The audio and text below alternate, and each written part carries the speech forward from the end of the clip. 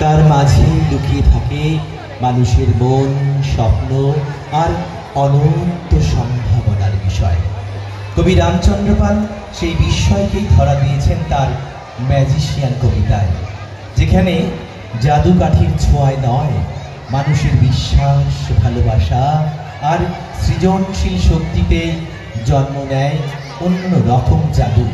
আজ আমরা শুনব সেই জাদুরই এক অনুপম কবিতা, যেখানে মানুষই হয়ে ওঠে আসল ম্যাজিশিয়ান।